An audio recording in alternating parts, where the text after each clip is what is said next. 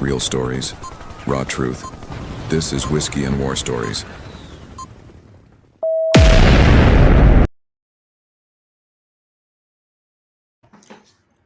Welcome to Whiskey and War Stories, the podcast where we sit down with those who've lived through the unspoken battles on the front lines, behind the badge, and deep within themselves. This is where raw truth meets quiet resilience and where every story is poured straight, no chaser. Whether it's combat drama, the weight of the job, scars that don't show up on paper, or the strength that doesn't make headlines, we're here to talk about it. No filters, no fluff, just real people, real pain, and the strength it takes to keep on going. So pour yourself something strong, settle in, and let's get into it. If you believe these stories matter, help us keep the conversation going. Like, follow, and subscribe. We're on Instagram, Spotify, and YouTube. Your support helps us reach the people who need it most. What's up, brother? Hi, man. How's it going? Episode 5. Can you believe that? Yeah, it feels like the pace has really been moving. We've been doing almost a podcast a week, which is a lot quicker pace than we normally do, and we try to do it like every couple weeks. But I feel like we've been able to have a lot of good guests, and I say we just roll with it. I like that we got we're pumping it out and getting some really good conversations. So super excited. Season 3, episode 5. It's great, man. I noticed that of course I'm vested in the guests during the podcast, but I noticed yesterday, especially when I hear the finished product, oh man, some tear jerkers really gets to me sometimes. Some really impactful interviews that we've been doing. Yeah, some of it gets heavy. I know before we hit the record button, I was telling you over text, I get super excited to do the podcast. Like I get super excited to talk to somebody different every time, listen to somebody's story. I get pumped, like super, super stoked. I love it. I love doing it. I love being here. So exciting. Let's keep it going. Yeah. Okay. As is customary, every episode is dedicated to a fallen hero. This episode is going to be dedicated to Maui County Police Department police officer Suzanne O. End of watch was this past Friday, August 15th. And I'll read you the short bio here, or synopsis. Police officer Suzanne O. was shot and killed near, sorry if I say it wrong, Pauea Sugar Mill off Baldwin Avenue at approximately 8:30 p.m. She was responding to a complaint of trespassing and shots fired when she and fellow officers were confronted by the suspect, who was armed with a rifle. The suspect fired at the officers, striking Officer O in the chest. Officers returned fire, hitting the suspect in the hip. Although first responders attempted life-saving measures, Officer O succumbed to her wounds at the scene. The suspect was taken into custody with non-life-threatening injuries. Officer O had served with the Maui County Police Department for 5 years and was awarded the Certificate of Merit in 2023. It doesn't have her age on here. It says not available, but she was with them for 5 years. And what's interesting is we've never done a dedication with anybody from Maui. I mean, it's kind of strange. You think that's not really a crime-ridden community, but it sounds like it's one of those isolated incidents, maybe a 5150 or something. But yeah, man, when I think of Hawaii, that's definitely not the mental picture I want. Yeah, definitely not, especially Maui, somewhere like Maui that's like a couple's getaway or something. But nonetheless, a tragedy. So we'll raise our glasses to police officer Suzanne O. Rest in peace. Rest in peace. What are you drinking there, Jaime? Yeah, so for this episode, a bourbon, and this is Yellowstone. Show you the bottle there. Since 1872, Kentucky bourbon, Kentucky straight bourbon whiskey, 93% proof. It's Limestone Branch Distillery in Lebanon, Kentucky. And the short bio here. In 2010, my family and I founded Limestone Branch Distillery with the intention of crafting only the finest whiskey in the dream of restoring the Yellowstone brand to its former glory. In the spring of 2015, over a century after our great-grandfather, M.C. Dean, sold the distillery to Yellowstone, that dream came true. To celebrate this family reunion of sorts, we bring you Yellowstone Select Kentucky Straight Bourbon Whiskey. To the nose, it's leather with hints of citrus and oak. On the tongue, it's spicy rye with soft cherries feeding to smoked caramel, and a mellow finish rich with brown sugar and Kentucky tradition. So, it's, oh yeah, I taste the. Does it make you talk like Kevin Costner on the Yellowstone? I taste the leather, the leathery hints of citrus and oats and spicy rye. Yeah. Is that right? Nonetheless, really good whiskey, 93 proof, so it's not too strong. It doesn't have much of a bite. So good whiskey. Cheers to Yellowstone whiskey. All right. Okay. All right.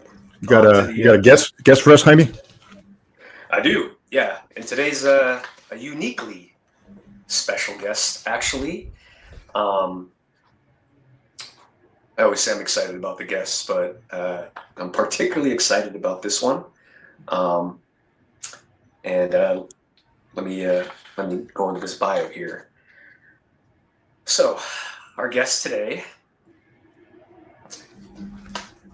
as a proud Air Force veteran and the third generation to serve this great nation, service to country and community is in Jacquelyn's blood. Having served in the Air Force 4th Combat Camera Squadron as a combat photojournalist, she spent over a decade communicating and documenting military operations and objectives across the world.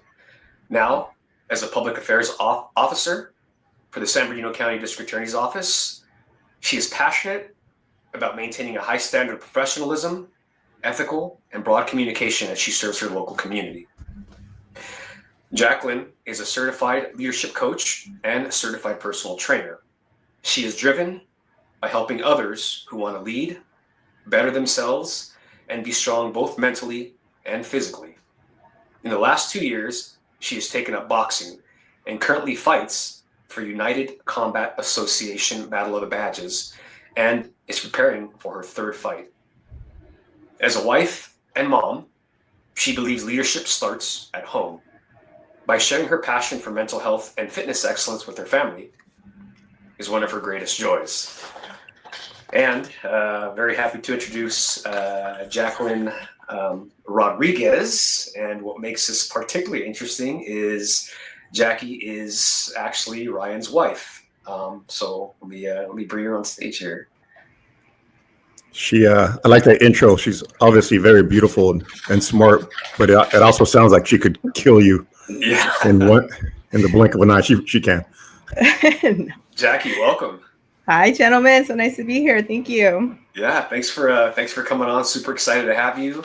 I love the bio. A veteran and still, still serving the community and a boxer now.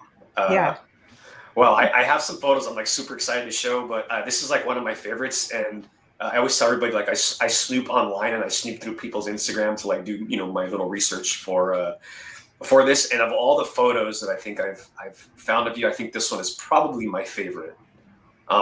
That's like a super good shot. What fight was this? That was my first fight, and I think a lot of people noticed. They're like, "Oh, Rodriguez, she is locked in," and I think that's a pretty good photo to describe those words right there. I was just ready. I like that. That's like I saw this and I'm like, oh yeah, I gotta put this one up. I love this photo. That's the look she gives me when I leave socks around the house, just like that. This one right here. Yeah. Yeah. Put it back. I love it. So Jackie, tell us about yourself. Give us your background, getting into the military, and then your current job at the DA's office, and kind of segue how'd you get into boxing and what kind of started that? Yeah. So, well, first of all, thank you so much for having me on here. I know Jaime, you're like family to us, and to see this podcast grow the way it has and to impact as many people as it has, I mean, it's an honor to be a part of this, and it's also just really encouraging and rewarding to watch you do this for their community, for the veteran community, for the first responder community. So thank you for everything that you've done, and thank you to my husband too for taking on this role this season. So I think this is just awesome. And again, I think this is your first female guest this season, so I'm excited to be. Yeah. I'm excited to have that role. Awesome. Yeah. So I guess just to start it off, I mean, the first line of my bio is that I'm a third generation military veteran. So I grew up, both my dad and my mom served both in the Army. My Oh, both your parents. grandfather, yeah, both my mom and my dad. Oh, wow. Yep. My mom was a nurse in the Army, and my dad he actually started in the Navy during Vietnam and then came out and joined the Army as an aerial scout with the 1st of the 18th Cav. So he did that for years and years. He eventually retired. So I grew up with both my parents, kind of with that military spirit and that mindset. And then my grandfather too, my dad's dad, also served during World War II in the Army. Wow. Yeah. So it's in your blood. It does run in our blood. I think just that service before self, country, America first, fighting for what's right, obviously. So definitely ran in my blood. I mean, I grew up on Rambo and Rocky. So, Oh, wow. I mean, and I really feel like I've kind of lived out some of those dreams, Sure. having served myself and then also fighting now. So it's kind of come full circle in that respect. I love that. How was it growing up in a household with two military parents? And was there any expectation of you to join the service, or was this just like a self, like you felt because you grew up in that environment that it was just a calling for you?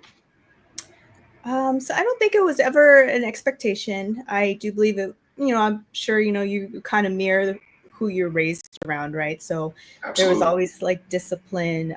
There was always like those core values were really ingrained in our lifestyles. My mom was a nurse too, so she was always giving to people, always helping people. So like I said, I remember watching G.I. Jane, and I was in maybe middle school at the time, and I would just every single day try to do those push-ups and pull-ups. And I was at school, and everybody knew, they're like, oh, Jackie, she's always wearing camo. Like, I was always in like a military mindset, but it was never pressured. And then when I did join, I remember I did some research, and when I decided to go for the Air Force, my dad laughed at me. He was like, oh, is that actually a branch? So that was like my first introduction to some of, the banter in between the branches. But obviously I was smart, and I scored very high on my ASVAB. So the Air Force was a really good choice for me, and probably one of the best decisions I've made in my life. Well, can you kind of talk about like your service, like what was your experiences in the service, and really unique that you were as part of a combat camera squadron, that you see different perspectives, through a lens. Can you kind of talk about that a little bit? What your time like was in the service? Yeah, so I was really fortunate. When I joined the Air Force, I joined right into the combat camera squadron. At the time, there was a eyesight requirement for the military. I don't know if it's still the same anymore because of LASIK and all this stuff, but because I have my eyesight, I couldn't be a photographer right away.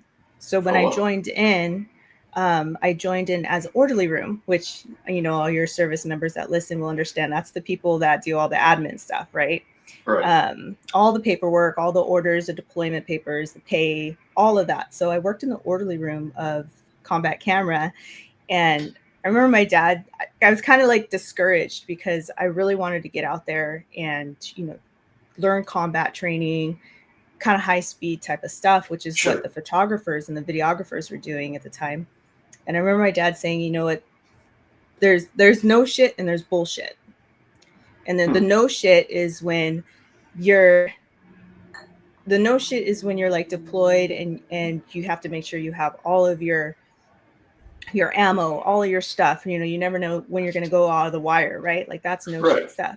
And back home, everybody that's home, to you, that's all bullshit, because it's like, oh, the washer broke at home, or oh, you know, the kids were late to school. It just seems like stuff that is like a distraction when you're outside the wire deployed. But reverse those roles, right? When you come back, guess what's no shit? It's your paperwork to make sure that you're getting paid, to make sure that you're getting your retirement benefits, to make sure that you can claim anything, any injuries or anything that you had.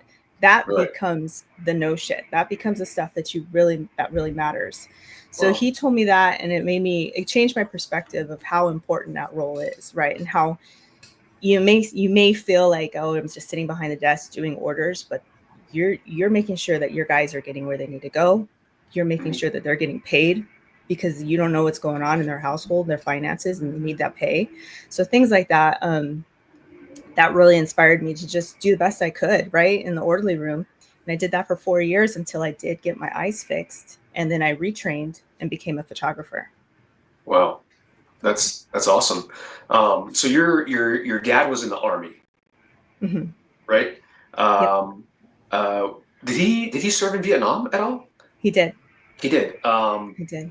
Now, so he was in the Navy during Vietnam. He was in the Navy during Vietnam. Yeah. And after he got out of the service, did you notice like any signs of trauma that your dad dealt with, or any type of like PTSD that he dealt with as a result of, you know, his time in the service? Maybe even your mom, for that fact. So I think when my dad got out of the Navy, he took some time off, and he was a mechanic by trade. So in the Navy, he worked on the aircraft carriers. Oh, nice. And then when he got out, he started building Harley Davidsons. Oh, wow. He's a big Harley guy. He built amazing Harleys.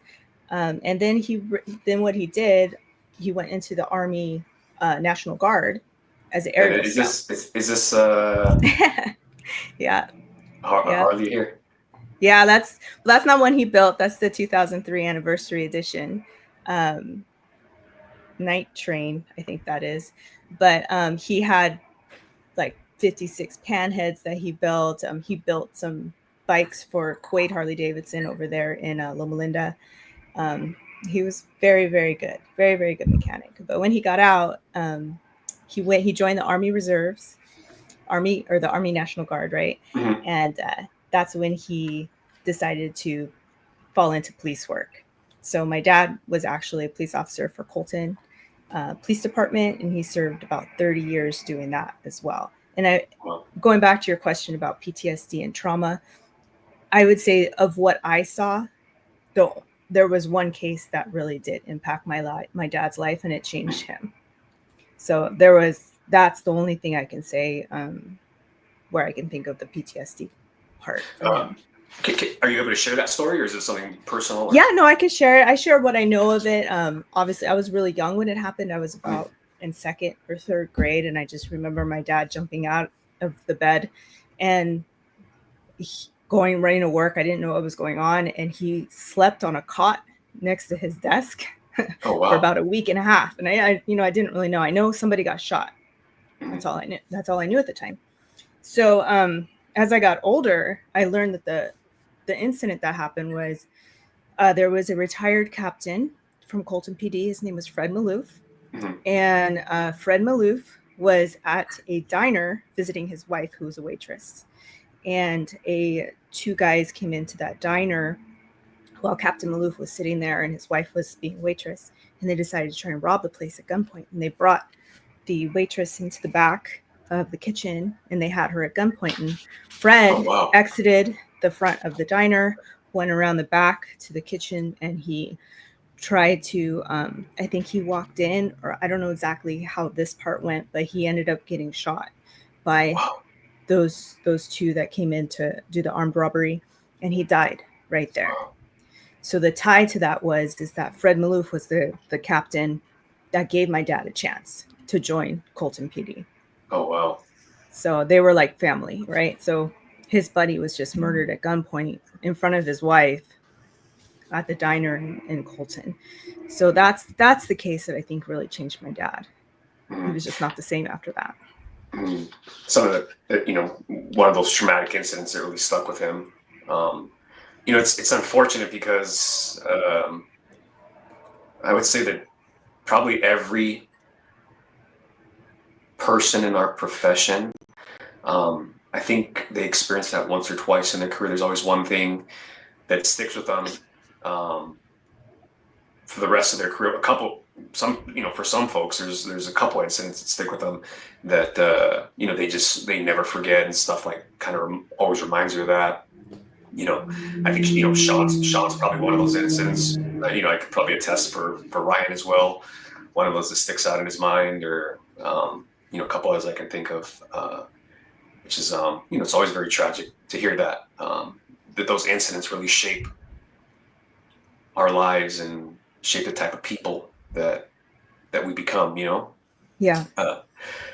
I have some questions I wanted to ask. This is like a perfect time to segue in it because we're kind of on the topic. So your dad, a lifetime Colton police officer, basically, served 30 years as a Colton police officer. I don't think I've ever had the privilege of meeting your father, but I've heard stories about him from you. I've heard stories about him from Ryan. We've actually had a guest on from Colton that in our first season, that's still currently a Colton police sergeant. Yes, yeah. Mm-hmm. Yeah, that knew of your dad. And everything that I hear about him is that the guy, he's like a legendary police officer there.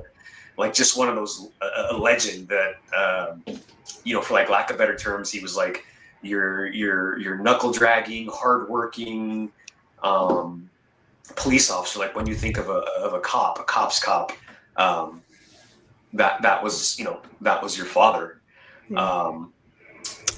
Jaime, before she describes her dad, let me please relay a story about him. Typical badass cop, old school, had the handlebar curly mustache. Homicide detective for years. I want to say homicide for 20 plus years. 30. There he goes. That's what he looked like. And talk about an intimidating father-in-law, right? So I had heard stories about him. At the time, he was in his late 60s, working homicide, but he loved to work patrol. Still worked overtime. Wow. So I'd met Jackie, and she told me her dad worked for Colton PD, and I saw the picture of him. I was like, oh man, I gotta meet this guy one day. So there was some anxiety about meeting him, but I wanted to meet him. But then one day, one of our very good friends, Elias Lynn, passed away in a car crash. And the day that he passed away at the hospital, there was a cordon of police officers, Pomona police officers at Loma Linda Hospital. And as we were lining up, who is there is but Jackie's dad. He's there in his shirt and tie, and of course wearing a Colt 45 1911. And comes up to me and he shakes my hand and he calls me brother right away. Oh wow! And just the complete opposite of what I thought. Did he know you at that time? Did he know who you were? I was standing right next to his prized possession daughter. Ah, okay. But just such a class act. So that was just my initial impression of him, and just what a great man, great police officer, great investigator. Definitely cut from the same kind of cloth as Kona was in 2 episodes ago. Right. Relentless with his hard work, homicide investigations. And again, if you were murdered or, God forbid, someone you knew, Jack Morenberg, Jigsaw Jack, is the guy you would want on the case. So I'll turn it over to Jackie. Well, before she says anything, you were talking about just the type of person that he was. And, like I said, I've never actually met him before, but I could tell you just by looking at the way he looks in his uniform, like, just very disciplined and So I don't know how long he's been at the department in this picture, but I imagine that he's already been there for, a considerable amount of time, and he still looks sharp, in the uniform. And, sometimes when you've been in the profession that long, sometimes your standards seem to lower. Sometimes, your appearance is a little bit different than, a younger cop that likes their uniforms nice and fitted and tailored. But you could see that he's someone that's, his entire career was, just sharp and crisp. And my understanding is that's kind of how he lived his life too. So I'm sure your father talked about his time in Colton. What kind of stories stayed with you, Jackie, when your dad would talk about his time with Colton? And how did that shape your view of law enforcement? And did it have anything to do with what you do today? Yeah, good question. So he'd always say, if you're driving through Colton, just keep driving. Try not to stop anywhere unless it's the police station. But Colton, there's a lot of really, really good people in Colton, and my dad would really fight for those people. And one of the things that I learned from him that I take with me nowadays is that my dad was always going to be that person that could speak for those who could no longer speak. Because as a homicide detective, I mean, like Ryan said, there's nobody else you'd want on your side. Right. And I've seen some videos of him that, after he passed, I had a lot of support from the Colton PD family. They're my family, right?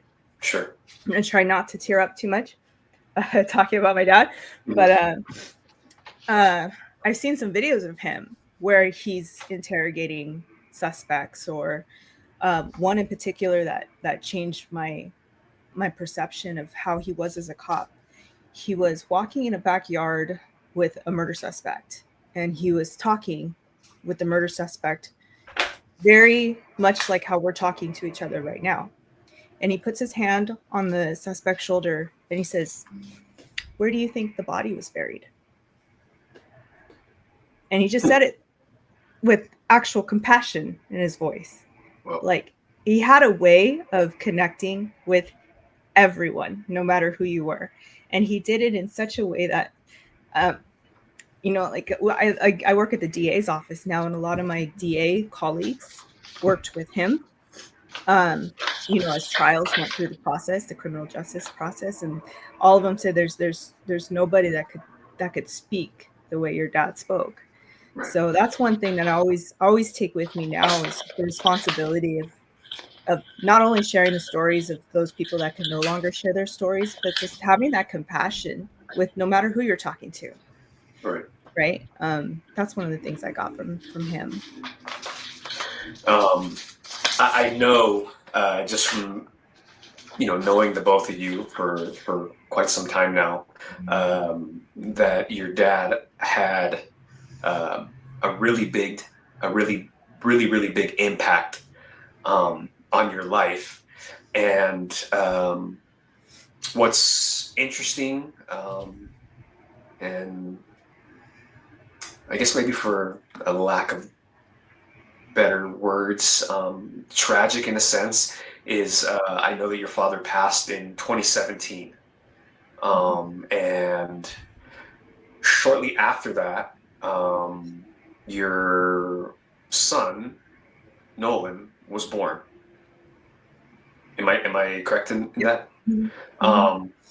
Now, losing your dad, can you talk about how that felt? And after your dad's passing, did you kind of lose a sense of direction? Maybe personally and professionally, did it shape you in any way? Yeah, this is obviously probably the hardest thing I ever went through. My dad was everything to me. It's definitely very, very close to him. When he passed away, it wasn't what you would. I mean, nobody wants their parents to pass away, but the way that my dad passed away was pretty traumatic. I was 6 months pregnant. He was battling cancer for the second time around. The first time he did beat it, he had a kidney removed. And he came back riding motorcycles. He walked me down the aisle as I married Ryan. But then shortly thereafter, it came back, with a vengeance, like I think, cancer tends to do. Sure. And when he passed away, there was a lot of issues between myself and his significant other at the time. Mhm. And she kind of closed the wall on me and all of his colleagues at Colton PD. And when he passed away, I didn't know. I was texting him and I was calling and there was no response. Oh, We wow. knew he was on the way out, right? We knew it was bad. But when he actually passed, I had no idea. And I didn't find out until about 3 weeks later. My uncle called and said that he found an obituary for my dad and that his significant other had actually buried him in Oklahoma, And this was all unbeknownst to you. unbeknownst to me. Oh my And gosh. so when I had Nolan, I literally texted my dad, here's your grandson, Nolan, text him a picture. I think that was probably the last message I ever got, was just that he said, how beautiful, right? Then maybe, I think Nolan was about 3 weeks old, Ryan, I think, when we found out that he had passed away already. He passed away on the 28th of April. Nolan was born on April 4th. Right. And actually, that's right. So he passed away on the 28th of April. We didn't find out until May that he had actually died. So, I mean, you're as a mom, right? As a first-time mom, just having had a baby, you're going through emotions anyways. You're going through all kinds of stuff, right? A part of you is changed. You now have this little child you have to take care of. And then, that's a new role in my life. And then I've just lost my dad. So it was, I don't have a dad, right? Mm-hmm. So there was a lot of just so much emotion, a lot of postpartum depression. I had went to therapy, a lot of therapy, try to work through it. There was what they called complex grief. So, even what is that? I've never heard of that term before. So complex grief is, I was actually grieving my dad before he had died because of the separation of that we were feeling, how we were shut out. And I knew he was dying, right? Like I knew that was happening. So there was that layer on top of the postpartum layer, on top of, just losing kind of that even just myself as a single person, right? You're not just you anymore. You're not only responsible for you. Now you have a child. So there's a lot of different processes that went through my brain, and it really did shake me for a long time. I think Nolan was probably a good 6 months before I left. She, so Jackie did her Jackie superpower thing, and like she said, her dad was buried in Oklahoma without anyone knowing. And what disservice is that to a 30-plus year police officer veteran?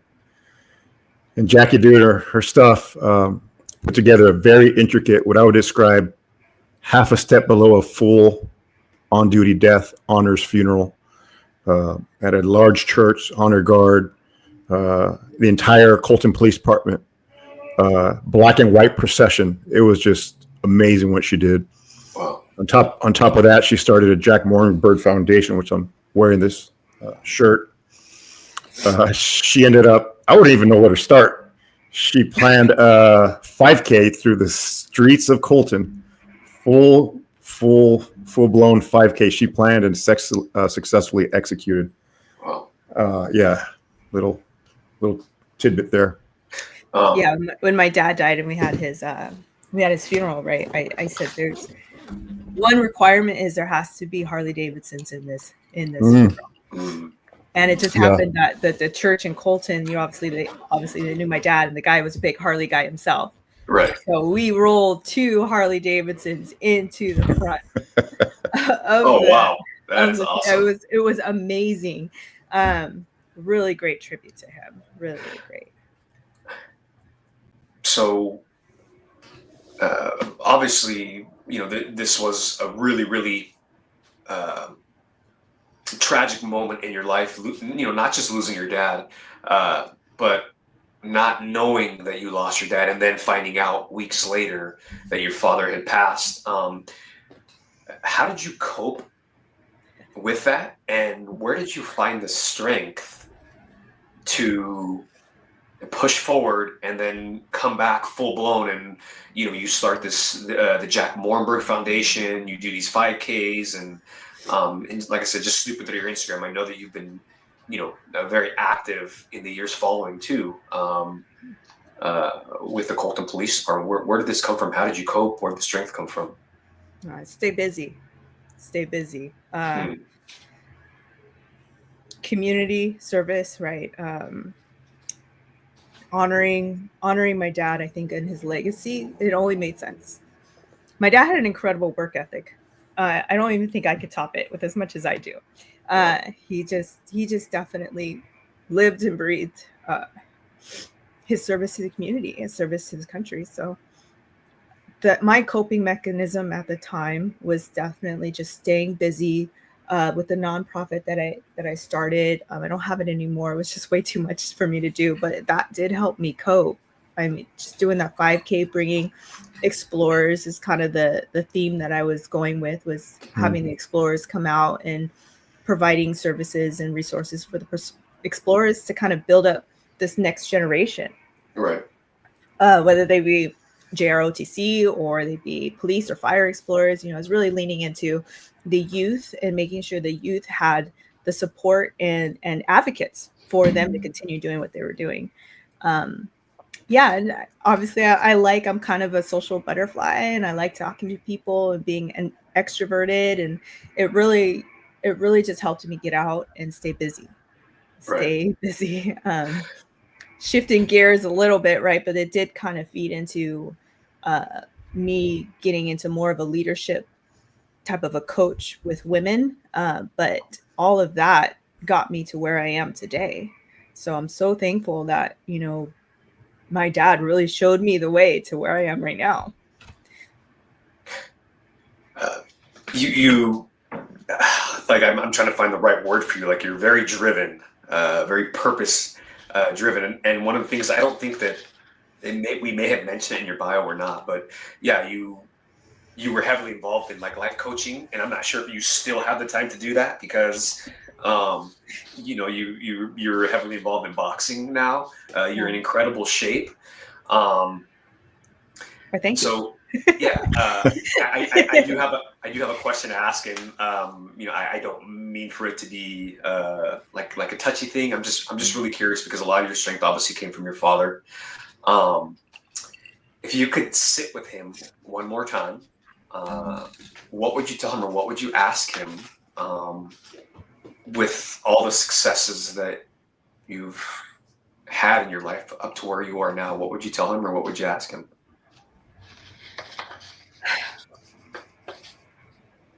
I would just show him what I do.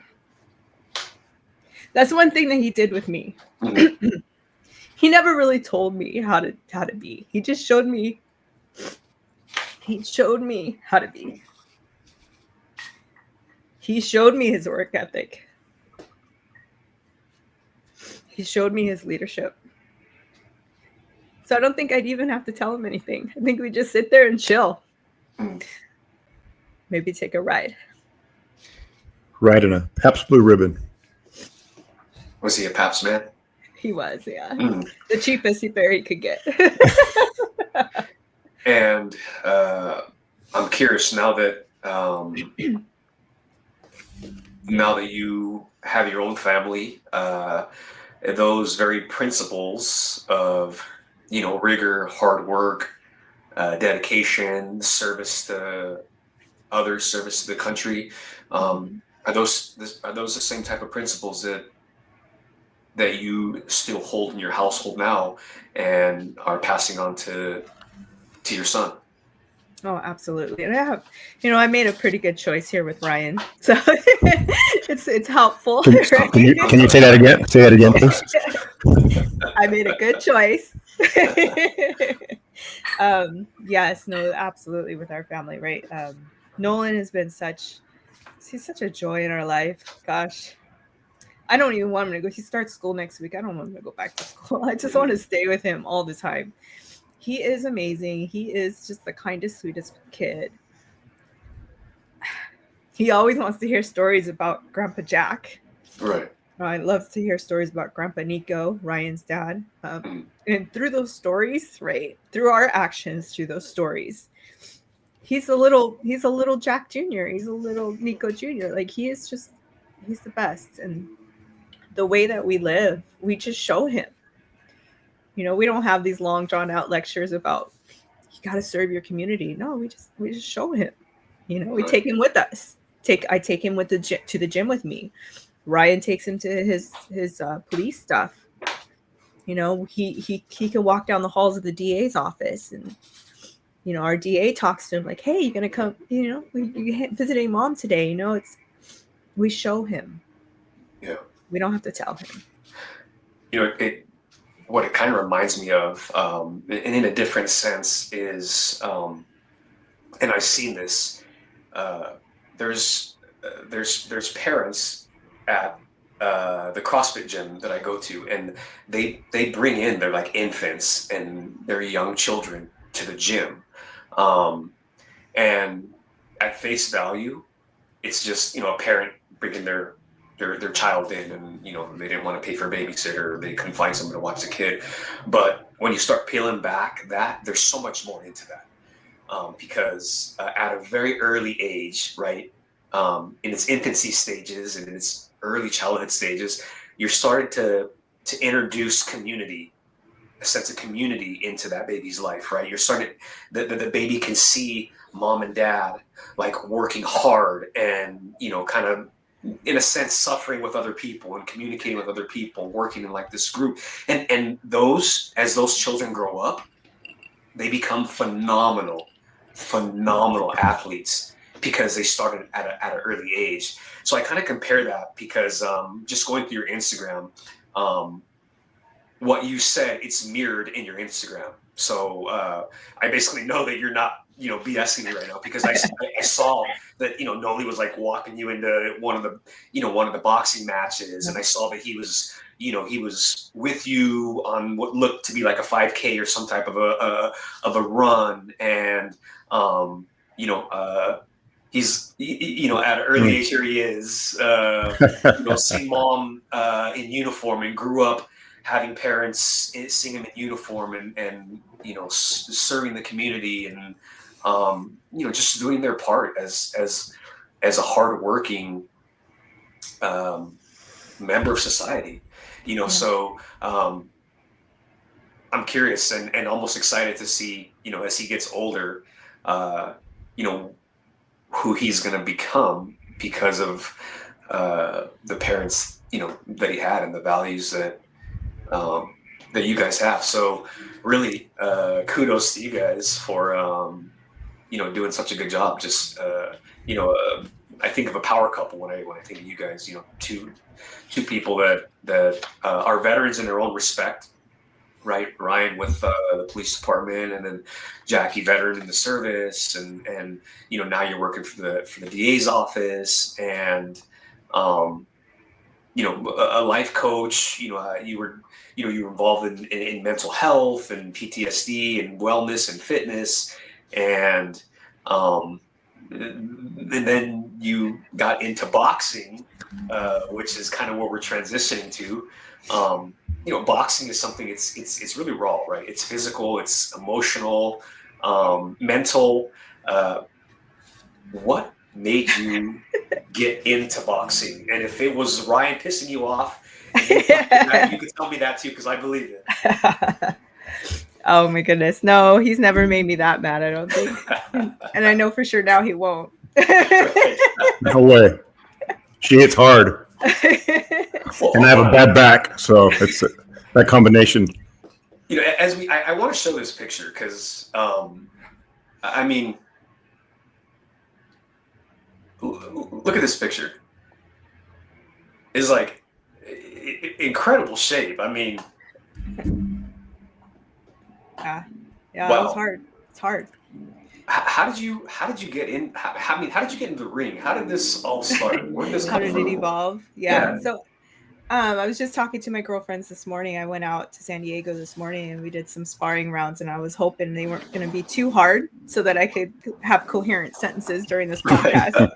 The girls out there, shout out to Bomber Squad in San Diego, man. They're an amazing group of people in that gym.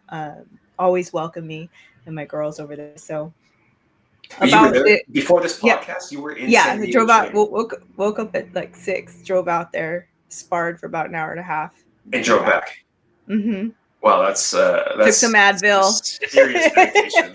And jumped on the podcast. So it actually started, I was just telling this morning, it started, in my early 20s. I was already in the service. I was already in the Air Force, in combat camera. And I knew I was just about to reclass into the photography job. And they kind of expose us a little bit to combatives. I mean, I know nothing like the Marines or the Army, but going into a combat, AFSC in the Air Force, MOS in the other branches, sure. You're more exposed to combatives, and you could get deployed. And you, as combat camera, you attach to any unit doing anything. So right. we would do trainings with security forces. We had guys that would do the special ops type stuff. So it was always in the back of my mind, I should probably prepare myself, right? So I joined a gym back in my early 20s when I started with Muay Thai. And I really enjoyed Muay Thai. I really, really did like it. And I did a little bit of MMA and even a tiny, tiny bit of cage fighting. So it wasn't just boxing. You actually did, mixed martial arts before. Yeah, I did. Wow. It wasn't anything spectacular. It was really just to kind of get into it and learn some things. And then I ended up going to the East Coast for a while for my school for the military. Okay. And over there, I tried to find some places and just, and I came back, life happened and I fell out of it. And it wasn't until I took Nolan in January or like late October of 2023 to a gym to see if he wanted to pick up boxing. Mm. And when I was in there, I was like, oh yeah, I remember I used to like this. Like I really like this. And I was already at that time, I was already pretty fit. I had kind of gone on a bodybuilding journey. Okay. And I was bodybuilding. That's about the time that I got my certified personal trainer. I was really into nutrition. I was realizing how amazing, how amazing it is to actually kind of unlock the knowledge of knowing what to eat, when to work out, and knowing it's specific to your body. And you're a certified personal trainer. Yeah, I am. So what doesn't she do? I thought I was good. I guess not. She's awesome. That's awesome. Yeah. And then, a lot of women really they all have it in them. I think everybody has the potential, right? That's like one of the things. It's just a matter of like revealing it, right? It's not even finding it. It's just revealing it. Like, what can we do? Like, how can we help you with getting this, getting everybody on a path to where they just feel better, they look better, they're more confident, they have energy for their kids, they have the mental capacity to deal with work and then their spouse and to be able to be in a really good spot. So anyways, I started bodybuilding and I thought, man, I'm starting to get these muscles. It's looking good, but they're kind of useless, right? Like I love bodybuilding. I think it's amazing, but it's more of like how you look. It's all aesthetics.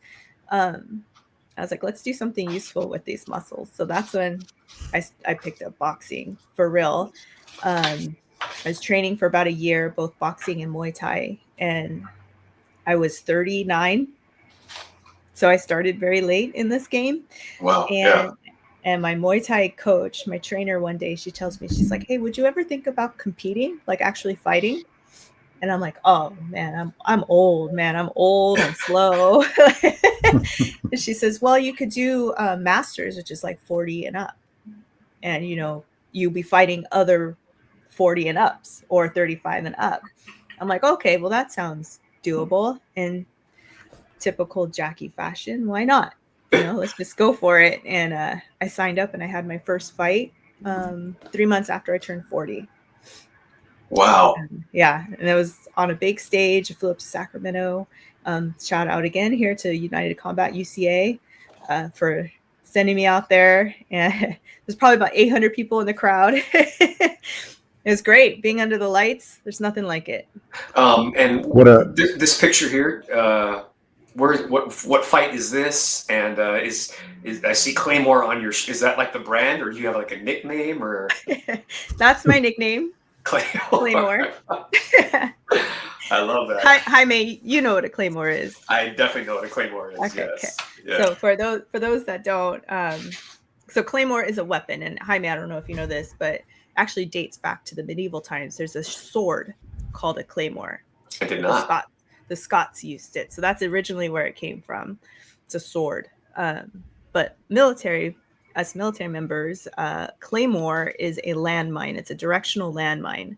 So on the front of every Claymore, before you stick it in the ground, it says front towards enemy, because that's the direction that it will explode. Right. And it explodes with, shrapnel and all this metal, and it just rips you apart, right? But front towards enemy, I thought, was just a great motto for going through life, right? Just facing whatever it is that you deem your enemy, whether it be your procrastination, whether it be that tough conversation at work, whether it be your marriage is just falling apart and you want to try and fix it. Like, those are the things that you avoid. Like, let's just face it. Have the strength to face it. So that's where I kind of got Claymore. And the first fight I was in, that picture where you showed where I was like, yeah, I'm locked in with my eyes. One of the announcers had said, like, oh, Rodriguez, she's patient, but when she's ready, she explodes. And I was like, oh, okay. Kind of goes back to, again, the landmine, just ready to go. And it's one of my favorite things to do, is to get people on the ropes and just pow, pow, pow, pow, pow. What an experience it is to see her, like, actually in a boxing match. Because I see her train all the time. She puts a lot of blood, sweat, and tears into it. And then when Nolan and I flew to Sacramento to see her first fight, to see like an actual ring, it's an actual fight with broadcasters. And then Jackie, she's a good show person. She comes out for music, she's dancing, she's in your face. She definitely struts her stuff and does it as a tactic, I think, to wear on the enemy. But just so proud seeing her in the ring, and she hits hard. Me and Nolan were thrown aback, and just watching Nolan learn from her and see the transition from starting not knowing about boxing to literally being in what I perceive as a semi-pro, boxing match. I mean, it's like a real thing. And we always teach Nolan never quit, right? It's like the Rocky movie. When life gets you down, you get up and you keep moving. And that's a mantra that we always instill in Nolan. Never quit, never quit, never quit. And seeing Jackie in those fights, she took some hits, but she got mad and she came back. And the first fight, several people told us she won, but it was kind of a hometown favorite call, in my opinion. And in the second fight, Jackie came out like a tsunami and just obliterated her opponent. Oh, wow. And in the first round, like a Mike Tyson, Tyson fight, her opponent pretty much threw her hands up and it was over. Jackie won. But very proud husband here. And just, there's a lot of parallels in boxing and sportsmanship that you see in life. And the way Jackie shows that to Noli is just priceless. It's just awesome. Yeah. So kind of took the words out of my mouth for the next question, but like, what do you fight for, Jackie? I know that a lot of boxers, they have their purpose, but what do you fight for? Well, first of all, I really relate to the boxing community, and I'm sure CrossFit might be similar, right? Like, there's just nothing like it outside of the military. I mean, it's phenomenal. The people that are willing to step into the ring, just like the people that are willing to raise their right hand, right? There's so few and far between, especially females. Right. So, I mean, us females that fight, like I said this morning, I was with just an outstanding group of women, and we're all there to make each other better. So that in itself is something that, oh my gosh, I don't take for granted. I just absolutely love the boxing community. But what I fight for, I mean, I just fight for, I guess I fight for my family, right? Like, I want to stay healthy. I have this is like a form of therapy. It's the best form of therapy you could get, knowing when I go to bed last night, I knew that there were several adult women that were ready to get punched in the face by me. Wow. I mean, how amazing is that? Right. Like, That's and cool. That's likewise, cool. I mean, and they're the same. I mean, I'm ready to take some hits for them too, just to help them get better and to help them stay in shape, to help them have some mental clarity, like whatever it is. Right. Yeah. So I do that first of all for myself, so that I'm not a hot mess. My work is tough. Some of the cases that we see at the DA's office, I mean, they could really, really wear you down. Really, really wear you down. And having an outlet like this is so helpful for me to stay sane, for me to kind of have an escape too, right? Like I know when I step into that ring, nothing else matters except for what I do and what I do in response to the person that's in front of me.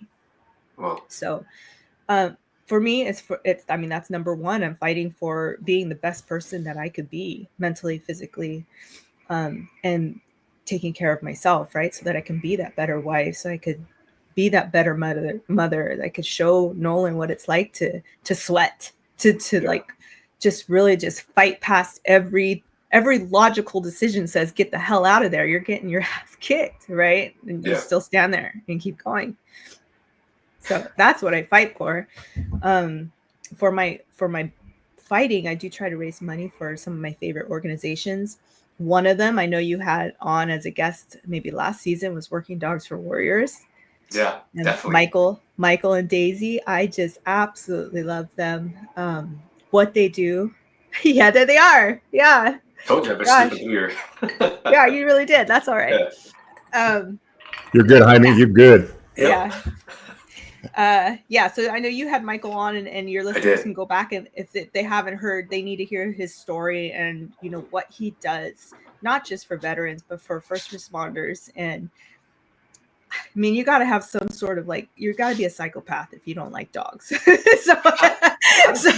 What's the connection? How did you get connected? I mean, I know when we we brought him on the podcast last season. It was actually a really impactful episode because he brought one of the service dogs and one of the veterans that was paired up with the service dog. It was a really emotional episode. And I remember shortly after that, I saw that you were affiliated with him. So where did the affiliation come from? So it started back when I had my dad's nonprofit, the Jack Mornberg Foundation. I reached out to them, I think, because originally they were out of Rialto, which is close enough, like a nexus to Colton, and they're a veteran organization. So that's how I met them. And they've just done such phenomenal work, Jaime. And if you're a first responder in the Inland Empire community, even if you don't have a dog or need a service dog, they're such a great resource to have, just in terms of fellowship, community, bringing people together and doing good for everyone that's around there. So my last fight, I was able to raise $1,000 for the organization just by, that's awesome. Doing my fight shirts. And I was so fortunate. I had the dogs come out with me on my walkout, and it's just so cool. I just love them to death. Yeah. And I mean, what impeccable timing, because our last guest, not affiliated with Working Dogs for Warriors, but he talked about how he had a service dog that saved him because he was at a tough place at some point in his life, and a service dog saved him. And also, when we had this episode last season, the vet that came on, talked about how his dog also saved his life. So a lot of people don't realize how impactful these type of organizations are, and how they save lives every day, but nobody really knows about it. It's one of those hidden things, but when you get to hear their stories, how impactful it is. So I know that you're affiliated with them, and I think what a great partnership to have. And kind of going back to the dogs, right? My office, the San Bernardino County District Attorney's Office, we always kind of associate our dogs with service and veterans and first responders, right? But I mean, one of the programs that we have in our office is the Canine Special Victims Unit. So it's very unique in the fact that it's probably the first one in California, first DA's office to have this type of program. And our office has helped other offices across the country kind of stand up their own program. So we have what's called a courtroom facility dog. We actually have 3 of them right now. We've had 5 total, but they work for literally mostly the children, victims of crime. And what they'll do is they'll sit in the room with our children crime victims when they're getting their forensic interviews. For those that may not know, forensic interview is, if you have a child that suffered either physical or sexual assault, they have to go through a trained interview with a trained psychologist and doctor to kind of get out what had happened to them. And they can do it in a way that can also be used in the courtroom for testimony. Wow. So we have our courtroom dogs and our facility dogs that will sit with the children as they're retelling likely the most traumatic experience that they've ever been through. Right. But moving forward too, our dogs will stay with that victim throughout the court process. So I think a lot of people associate, trauma as to the incident itself that caused it. Mm-hmm. But there's so much more on the back end of the criminal justice system that victims have to go through for years sometimes. Right. So our dogs and our victim advocates, they help our victims walk through those steps of interviews and preliminary hearings, trials, sentencing, victim impact statements, and all these things that take just another additional traumatic toll on victims of crime. So I'm really fortunate to work around such incredible victim advocates and having the courtroom facility dogs there, not just for the victims of crime, but just knowing that they're down the hall sometimes is helpful. Our DAs have to see a lot of this stuff. There's vicarious trauma that happens with everybody in this field. So having the dogs is always helpful. It's like really refreshing and inspiring to know that, they take a proactive approach to like mental health and wellness. And I don't know if LA County has something like that. They do because I was just there not too long ago. They have courtroom facility dogs, and thankfully, they've had their program for about 7 years. We've had ours for 10. Actually, on the 21st of August is the 10-year anniversary of when our first 2 dogs got sworn in. So, like I said, we've helped so many agencies just bring this program up. And it, for all the DAs and all the victim advocates and everybody in these offices, having the dogs is so encouraging, and it's just a way to help kind of shoulder a lot of the evil that we see. Wow, that's really incredible.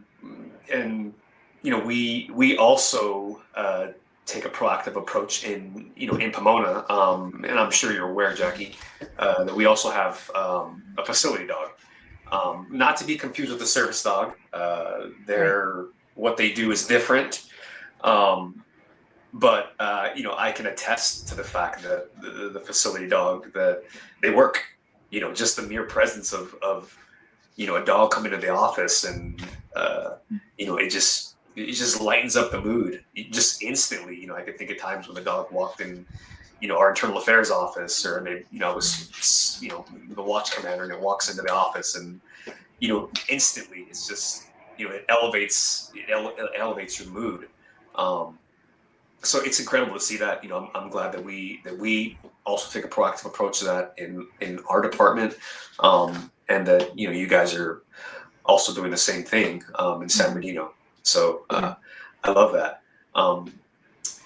So with everything that you do, I'm curious, how do you balance everything? You box, you work for the DA's office, you're a full-time mom. You just talked about Noli going back to school, so I know that there's sports and school, and how do you balance that? And then your wife, how do you balance all of that? And you have to deal with Ryan every day. How do you balance that? Full-time job. So I wish I had $10 for every time I hear that question. I would probably retire too. No, my answer to that is that the secret lies in what I don't do. it lies in the fact that, you know, I don't go out a whole lot. I have actual like occasions that I've told Ryan, like, I will go to this, I will go to this, but I'm not going to anything else. I don't do like just general weekly dinners or barbecues or anything like that. I'm pretty strict with my diet, so that's helpful because obviously if there's somewhere where I can't eat any food, then sorry, I'm not going to go. Right. I don't drink anymore, which would probably make my dad roll over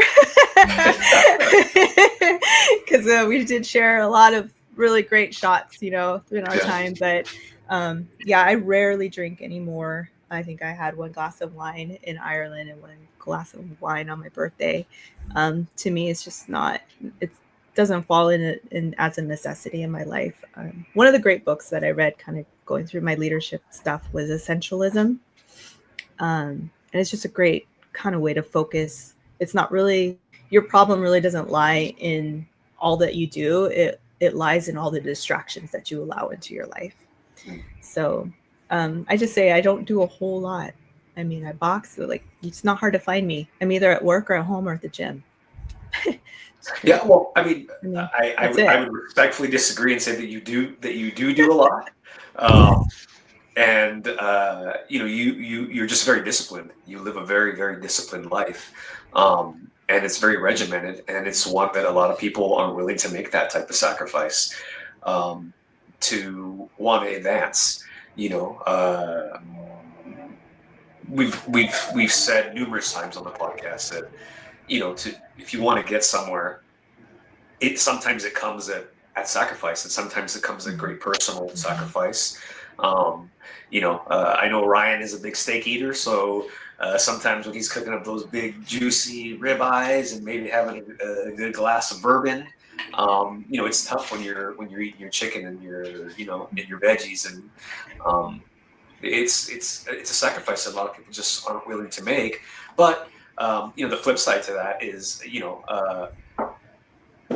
yeah. Damn. So, you know, and honestly, it's a testament. It's a testament to not just Noli, but it's a testament to women out there as well. That hard work and you know, sacrifice and dedication. You know, that the future is unlimited. You know, you can do what you want to do, and you know, honestly, you're really a role model in I think in that community. So really, you know, kudos to you. Yeah. I can't take all the credit though. I mean, yes, I do have my rules and my discipline. That doesn't happen on its own. To be honest, like that, if somebody can pull that kind of physique off by themselves, that's amazing. But I mean, obviously, I have a family that supports me. I have Ryan that will help out with Nolan when I'm at the gym. I have, you know, he respects my eating habits and the fact that I'm not going to go out and party and drink, right? He never puts me down for that. You know, he knows that that's my decision. I have a great coach. I have a great community at the gym. I have a phenomenal boss who prioritizes health as well. I mean, he's a CrossFitter just like you, Jaime. I mean, this guy, he will CrossFit every day. That's awesome. Sounds like a great future guest on our show. Yeah, absolutely. Yeah, I mean, he really cares about physical wellness and how that ties with mental health too. So I mean, all those things, it's like the perfect compilation, right? Like all of that helps me succeed. And it's sometimes you just have to ask for it. Like some people may not feel like, oh, I'm taking away from my family time. How selfish of me to want to go to the gym, or how selfish of me, you know? So having those conversations with your spouse or your significant other, sometimes they might be a little uncomfortable or difficult, but I mean, having that conversation with Ryan, I mean, it didn't happen overnight. It's like this, the way that we live now, it didn't happen overnight. So, I mean, it definitely was learning for both of us, this new kind of role, this new lifestyle that we're in. So, like I said, it just takes time.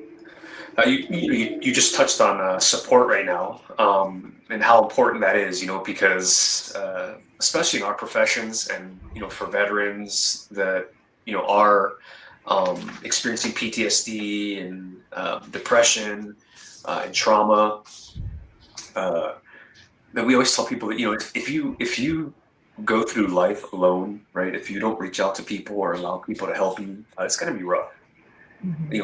Life is really, really, really going to be rough. And the best people I've met, the ones that are, really well-rounded, are the ones that have a good support base. I know a lot of great cops. And I think I mentioned this 2 episodes ago, but I know a lot of great cops that are just phenomenal police officers, but they're just shitty people off of work.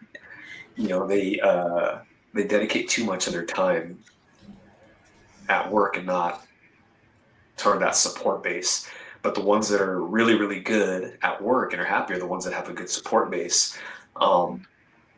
So segueing into my next question, how do the 2 of you support each other, and how do you guys support each other in light of, maybe Ryan has a bad day at work, or you have a bad day at work because something happened? What does that support look like in the Rodriguez household? I guess Well, I know either of you guys. I'll kick it off, because I know I have some days where my cases really, really get to me. And I say my cases, they're not specifically mine, but I have to read through a lot of the cases, the high profiles that come in order for me to communicate that to the public. And I know sometimes when I get home, I'm like just telling Ryan all these things, and the last thing he wants to hear, I'm sure, after his day of dealing with these things, is also dealing with my things.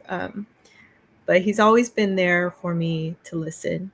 I know when I was going through this stuff with my dad, Ryan would drop everything and just be there. Didn't necessarily have to say anything.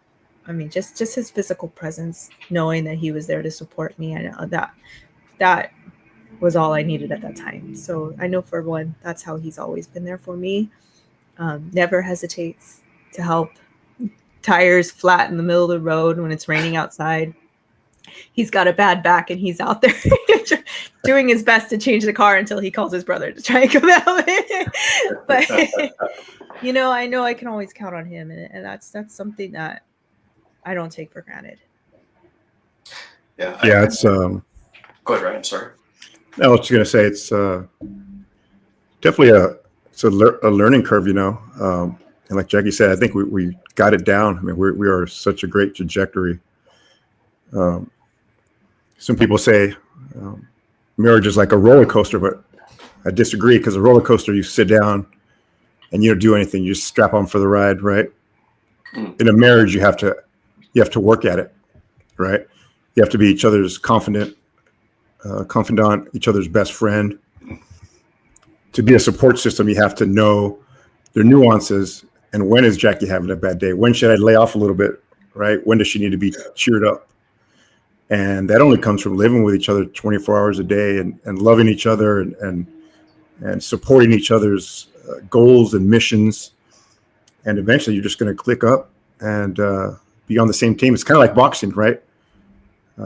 Except boxing, you're fighting somebody else. But boxing, you should be in the same corner.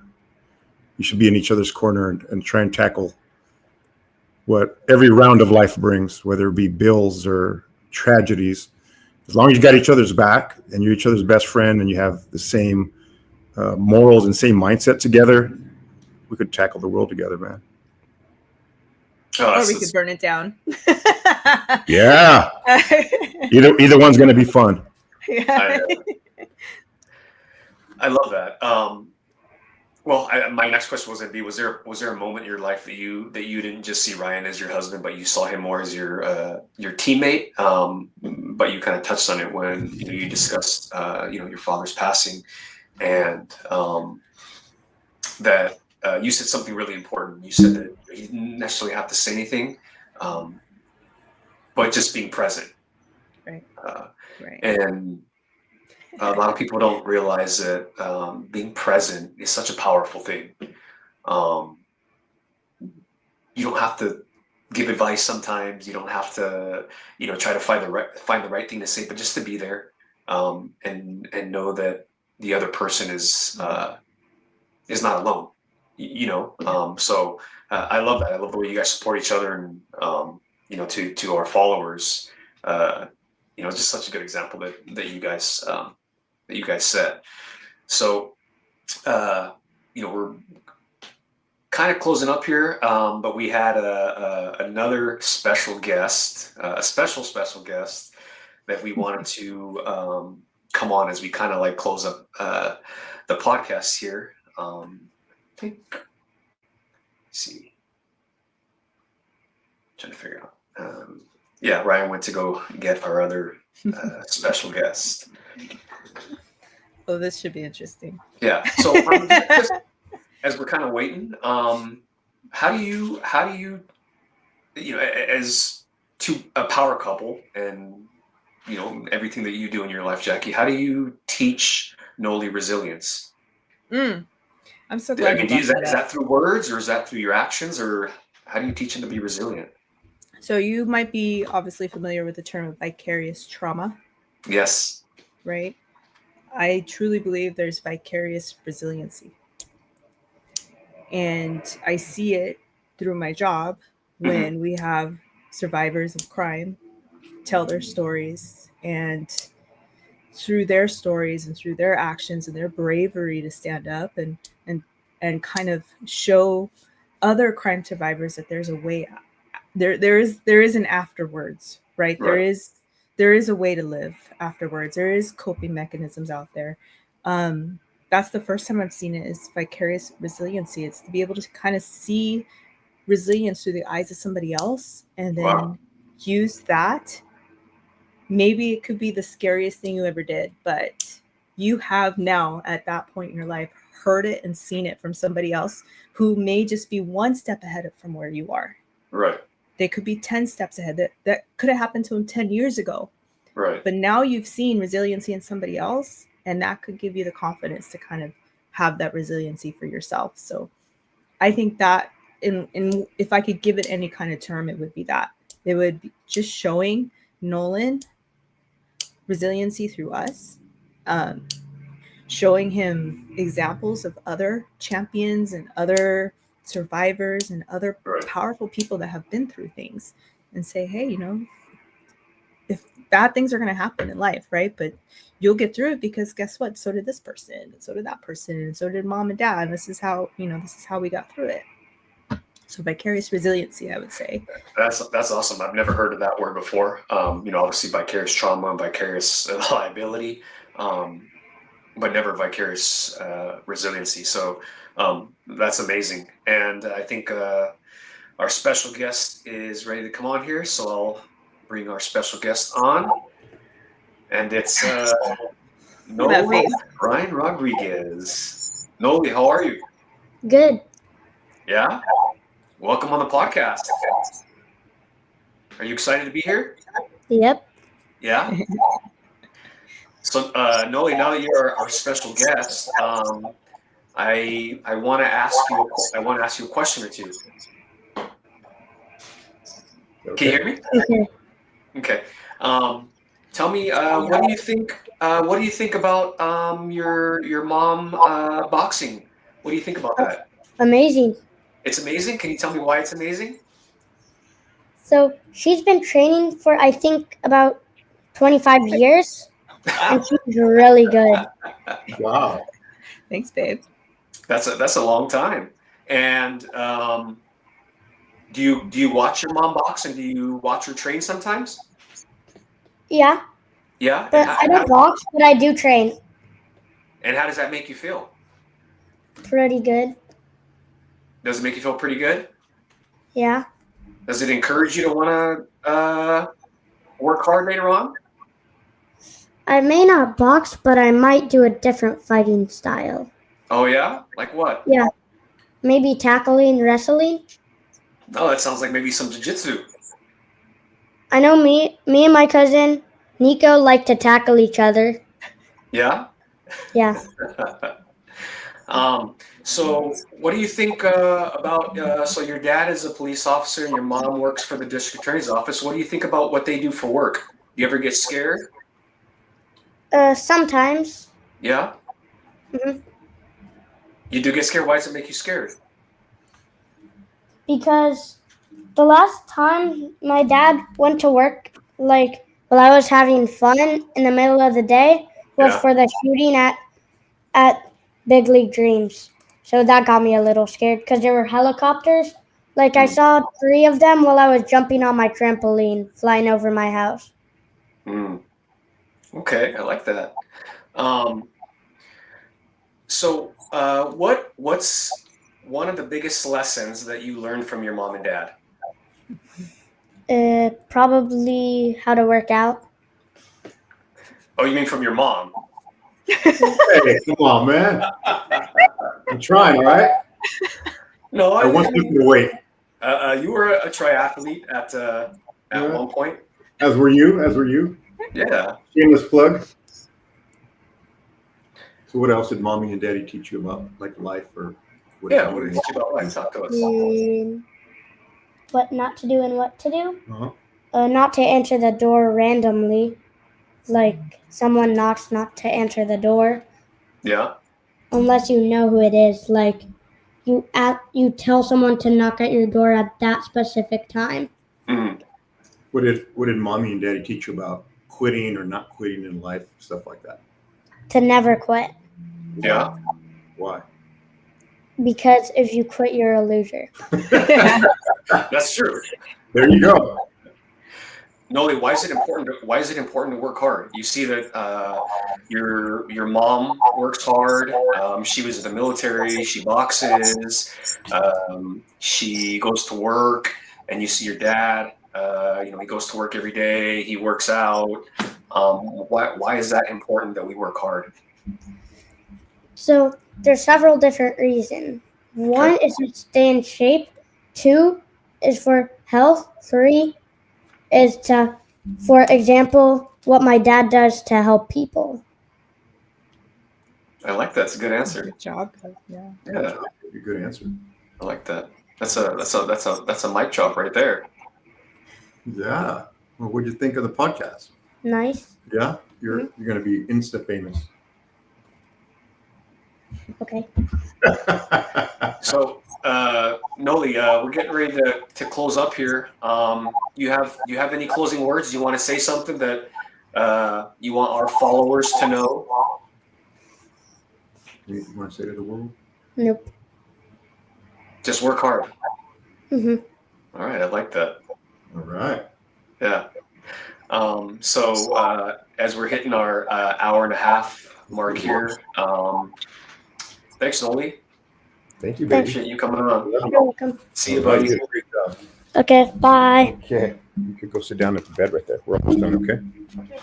I'll be downstairs. Okay. I wanted to throw this on real quick. Where is it at? This one here. It's crazy sometimes and almost sad, like how life, how fast, I remember when he was, and every time I see him, he's older, and now just listening to the way he talks is like, he talks like a grown adult, and it's kind of sad to see that, but I love that, the way that you guys are raising him. One of the things you missed, Ryan, is I asked her, and I wish you were on here, that she talked about, I said, what does resiliency look like for Noli? Like, how do you teach that? And one of the things that Jackie said is she talked about vicarious resiliency, and just seeing that through others, what others have went through, and what they've overcome and what they do, and being able to kind of use that as your own tool, your own resource, and maybe learn a lesson from that. And that's really how you teach Noli resiliency, is through that vicarious resiliency, through him watching you guys be resilient. I've actually never heard that before, but it was really amazing. So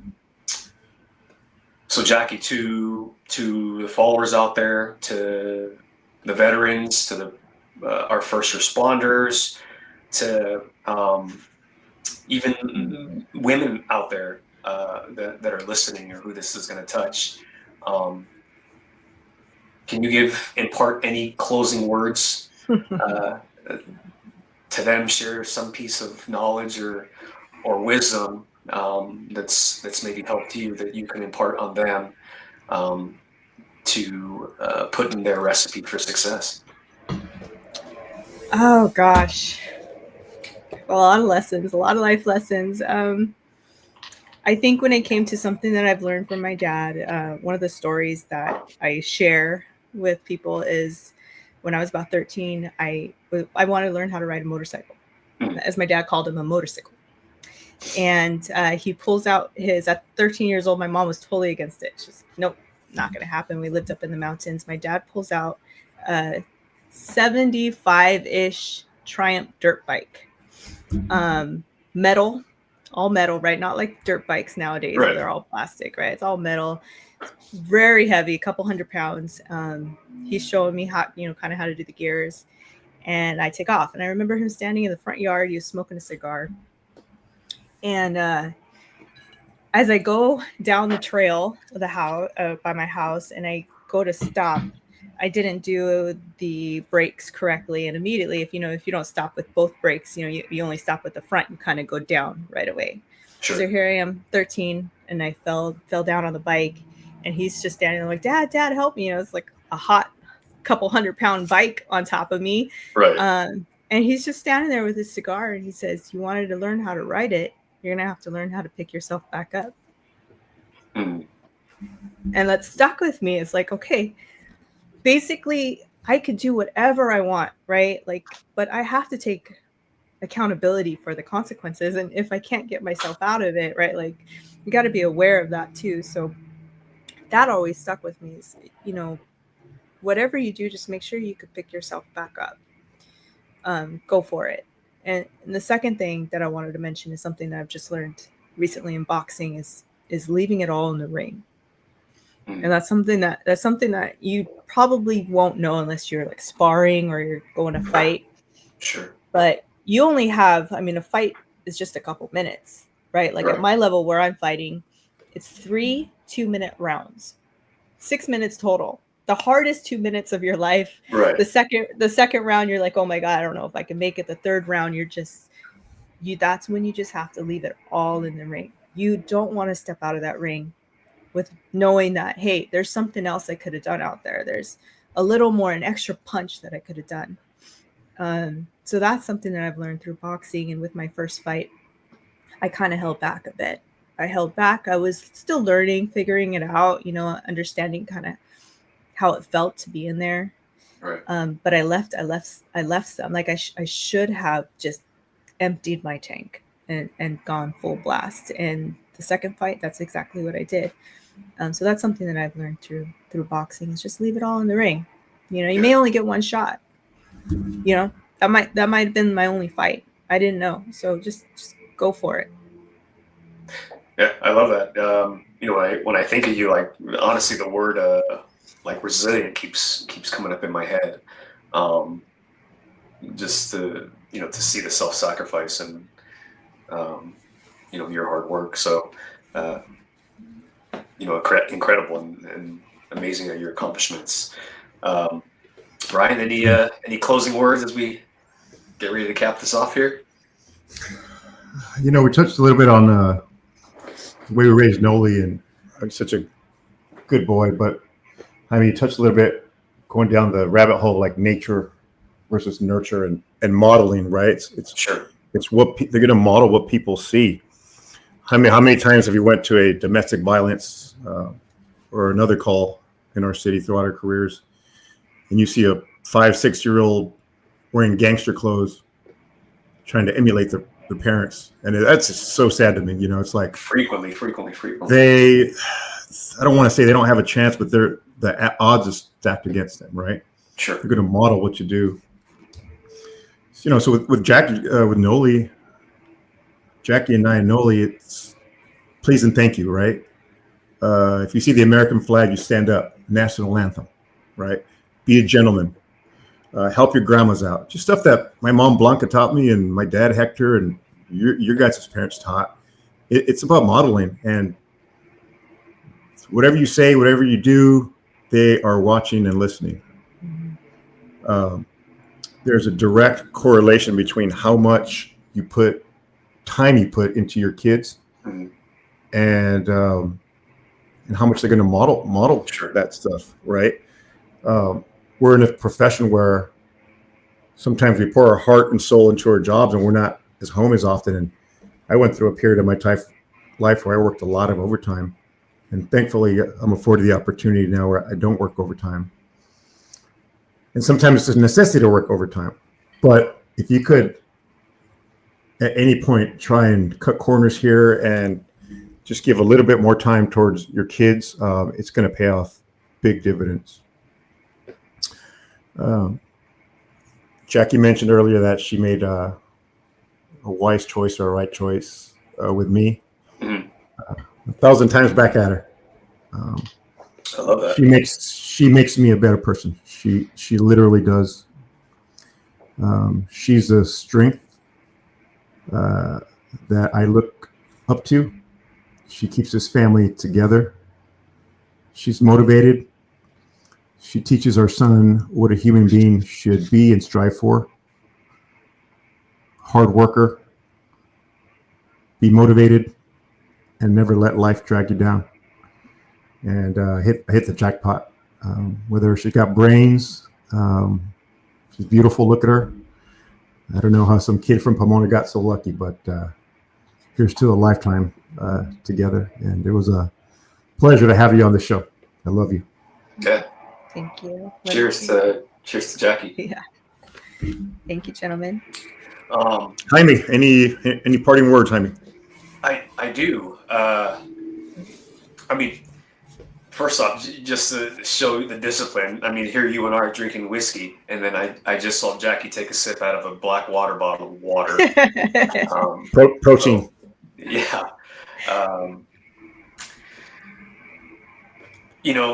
Sometimes, when we're going 1,000 miles an hour, we sometimes forget to take a second for ourselves and give ourselves gratitude. And for someone like yourself, Jackie, that's so accomplished where you are right now, and there's no slowing down for you. You're in your 40s, and you're going toe to toe with people younger than you, and you're boxing in your phenomenal shape, and you're a veteran, and you come from a family of veterans in service to our nation.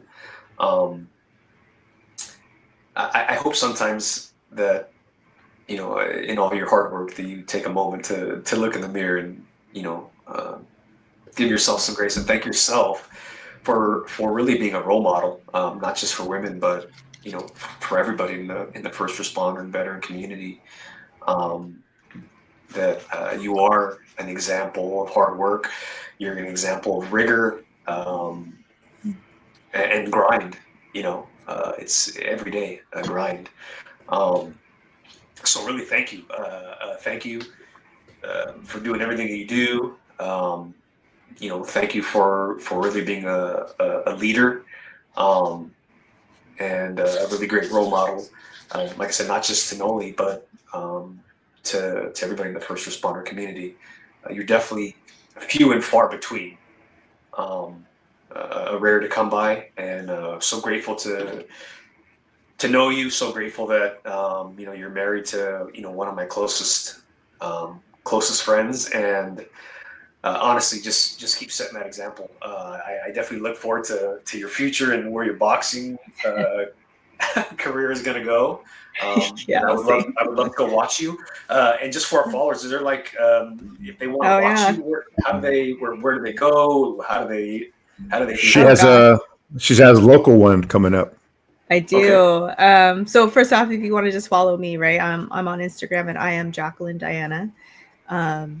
Mostly going to be boxing, bodybuilding, nutrition type stuff. I am on a fight card coming up here locally in Pomona on October 18th. It's going to be the 911 fight night. So it's again through United Combat Association. So it is like a battle of the badges. Almost all the fighters are either fire, police, like I'm veteran, some veterans on there, some first responders like nurses and things like that on there. So we're all hardworking professionals, and this is just as what we do as a hobby to have fun.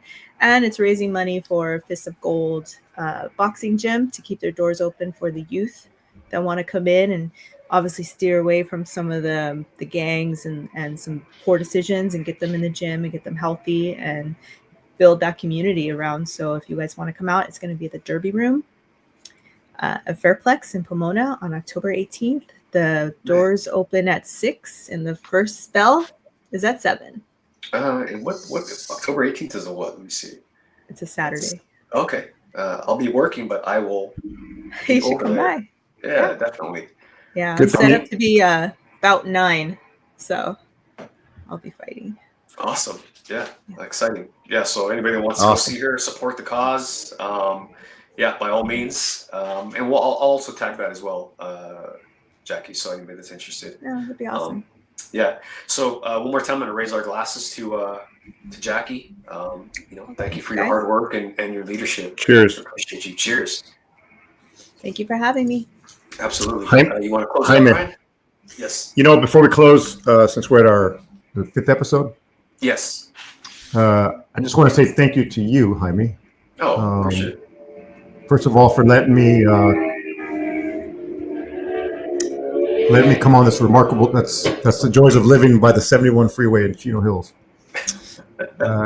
Thank you for letting me come on this amazing journey. But before I used to watch you guys, love the show. I thought you'd just show up and see this pretty mug, and that was it. But the amount of work that Jaime does with social media, with researching, with doing the questions, editing, it is a crazy amount of work. And Jaime, you never get kudos for that. Oh, on top of that, promoting this, we've done a couple golf tournaments and a whiskey and cigar night, and it's a lot of time that Jaime puts in. So you never get kudos.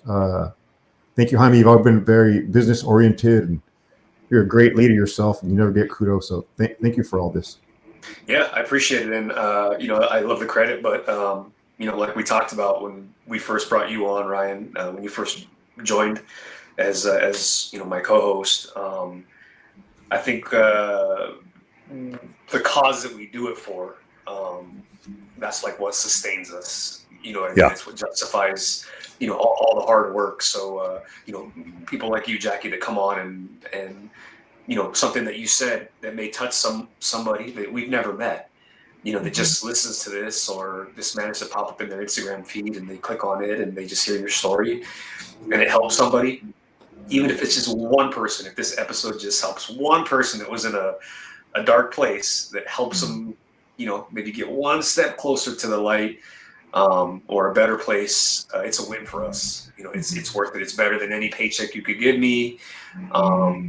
Because I've been in some of those places myself, having come back from the service, and then just tragic incidents through my career as a police officer. And I'm in a good place because of people like you, because of the guests we've had on, because of the deep conversations that we've had, that at times become emotional, and because we're showing a side of ourselves that sometimes may be uncomfortable. But that's why I do it. So, I never think twice when I have to, edit the videos, and I just get excited to put it out there so that people can see it. And hopefully just help someone, maybe save someone that we don't even know, we've never met. And, we'll never get a thank you from it. But that's not what we're here for. So, yeah, I love it. And I love having people on like you, Jackie, and, Ryan and I. There's definitely no stopping for us. We're going to keep going to see where this thing takes us. So the wheels fell off, brother. Yes, sir.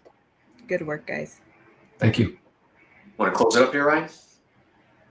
So every story shared here on Whiskey and War Stories is a reminder that strength isn't just about surviving. It's about speaking up, breaking the silence, and finding connection in chaos. If you've ever felt the weight of your own war stories, know this: you are not alone. There is power in vulnerability, and healing starts with conversation. Thank you for listening. If this episode moved you, please share it. And don't forget to like, follow, and subscribe on Instagram, Spotify, and YouTube, because these stories deserve to be heard. Stay safe, stay grounded, and keep telling your story. We'll be here, whiskey in hand, and ready to listen. Good night. Cheers. Take Cheers. care, guys. See you.